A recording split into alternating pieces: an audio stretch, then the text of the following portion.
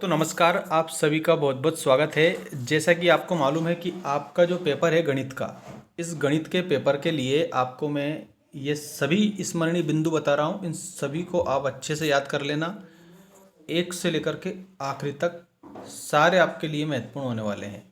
बिल्कुल कक्षा 9th वाले विद्यार्थी जल्दी से जल्दी आप सभी अपने प्यारे मित्रों के साथ शेयर कर दीजिएगा, क्योंकि ये वीडियो आप लोगों के लिए बहुत ही ज़्यादा अच्छा होने वाला है, क्योंकि इसमें से आपको प्रश्न आपकी परीक्षा में देखने को मिलेंगे। तो आइए स्टार्ट करते हैं आज के हमारे पहले क्वेश्चन से। देखिए प्यारे मित्रों, आप लोगों को संख्या पद्धति जो आपका पहला पार्ट है ना, इससे मोस्ट प्रश्न बता रहा हूँ। इनमें से जरूर आपके परीक्षा में आएगा। जो प्राकृत संख्या है ना, वो क्या होती है? गिनती में उपयोग की जाने वाली संख्याएं प्राकृत संख्याएं मतलब नेचुरल नंबर कहलाती है। ये एक से प्रारंभ होती है। इन्हें इस प्रकार प्रदर्शित करते हैं, एन बराबर 1 2 3 4 5 से लेकर के तो अनंत तक। कहने का मतलब ये है कि जो संख्याएं गिनती में उपयोग की जाती है ना, इनको हम प्राकृतिक संख्याएं नेचुरल नंबर कहते हैं। इसके बाद में यहाँ पर आपका अगला प्रश्न देखिए, पूर्ण संख्याएं किसे कहते हैं? तो आपको बताना है ये संख्याएं शून्य से प्रारंभ होती है, पूर्ण संख्याएं कहलाती है। मतलब कि जो संख्याएं शून्य से प्रारंभ होती है ना, वो पूर्ण संख्याएं कहलाती है। ऐसा आपको याद रखना है। इसके बाद में याद रखेंगे आप, डब्लू से इसको प्रदर्शित किया जाता है, 0 1 2 3 4 5।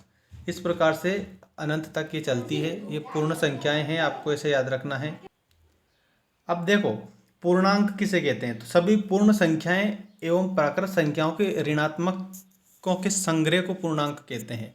मतलब कि माइनस में चलती है ये, जैसे -2 -1, फिर 0 1 2 3 4 5 ऐसे।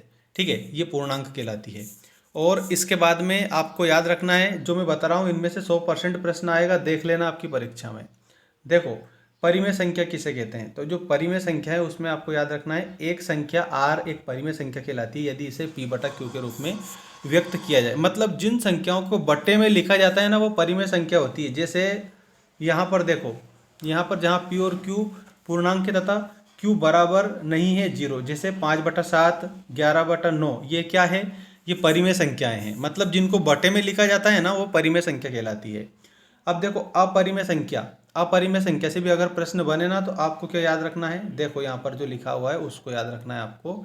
एक संख्या एस एक अपरिमेय संख्या कहलाती है यदि इसे p/q के रूप में व्यक्त नहीं किया जा सकता।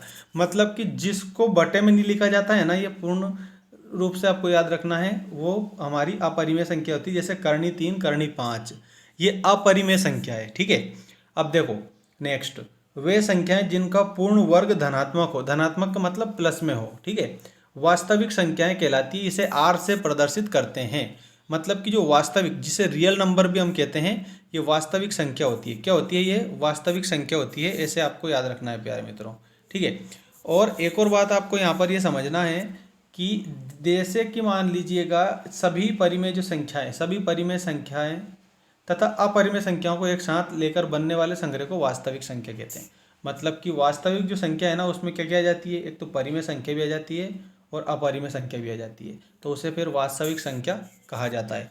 अब यहाँ से आपकी परीक्षा में प्रश्न आएगा, तो आप ऐसे लिखना, ये सारी चीज़ें याद रख लेना। एक परिमेय संख्या का दशमलव प्रसार या तो शांत होता है या अनवसानी आवृत्ति का होता है। मतलब कि या तो शांत होता है या फिर अनवसानी आवृत्ति का। क्या? परिमेय संख्याओं का प्रसार, और वो भी कैसा? दशमलव। एक अपरिमेय संख्या का दशमलव प्रसार अनवसानी अनावर्ती होता है। कहने का मतलब ये है कि इसमें अगर मान लीजिए अपरिमेय संख्या है, तो उसका दशमलव प्रसार कैसा होगा? तो अनवसानी या अनावर्ती का होगा। ठीक है। इसके बाद में, संख्या रेखा के प्रत्येक बिंदु के संगत एक वास्तविक संख्या होती है। संख्या रेखा के बिंदु के संगत एक क्या होती है? तो वास्तविक संख्या होती है। और इसके बाद में ये बिंदु भी आप याद रखना, यदि a परिमेय संख्या है तथा b अपरिमेय है, तो a+b एवं a-b अपरिमेय संख्या होगी। देखो यहाँ पे आपको क्या बताया, अगर मान लीजिए आपका a जो है परिमेय संख्या है, ठीक है, a क्या है? परिमेय संख्या है, और b अपरिमेय संख्या है, तो a भी एक अपरिमेय संख्या होगी। ऐसे आपको याद रखना है। ठीक है। ये मोस्ट चीज़ बताइए मैंने आप लोगों के एग्जाम में जरूर पूछ जाएगी।